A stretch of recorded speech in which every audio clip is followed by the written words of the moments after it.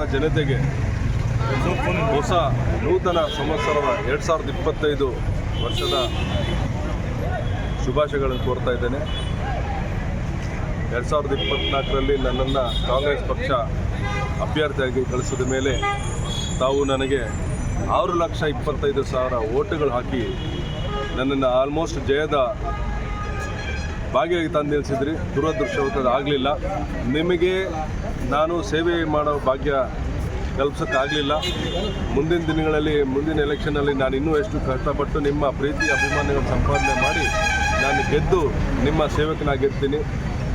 ನನ್ನ ಜನ್ಮದಿನವೂ ಇವತ್ತಾಗಿರೋದು ಮತ್ತು ಈ ಪ್ರೀತಿಯಿಂದ ನನ್ನ ಸ್ನೇಹಿತರೆಲ್ಲ ಸೇರಿ ನನಗೊಂದು ಒಳ್ಳೆಯ ಹುಟ್ಟುಹಬ್ಬದ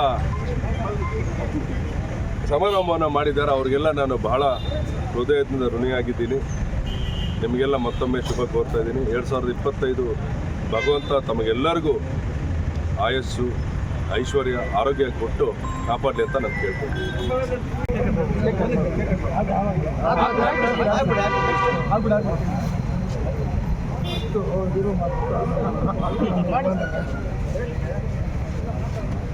అంత మనసాలు పత్తాలే ఉన్నాయి శ్రమప్ప మన సాలదా ఏదా టోపీ ఉంది సాలదా ಬೆಂಕಿ ಈ ಕಡೆ ಬರುತ್ತೆ ಅಂದ ಯಾಕೆ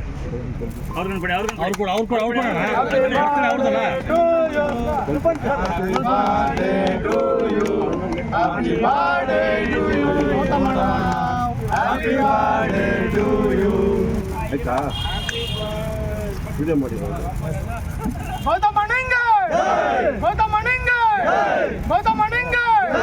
ಜೈ ಜೈ ಜೈ ಜೈ ಜೈ ಭೀಮ್, ಜೈ ಭೀಮ್, ಜೈ ಭೀಮ್, ಜೈ ಜೈ ಜೈ ಜೈ ಜೈ ಭೀಮ್, ಜೈ ಭೀಮ್, ಜೈ ಭೀಮ್.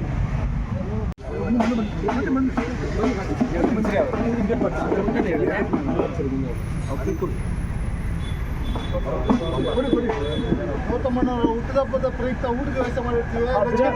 ದಯವಿಟ್ಟು ಎಲ್ಲ ಬಂದು ಊಟ ಮಾಡ್ಕೊಂಡು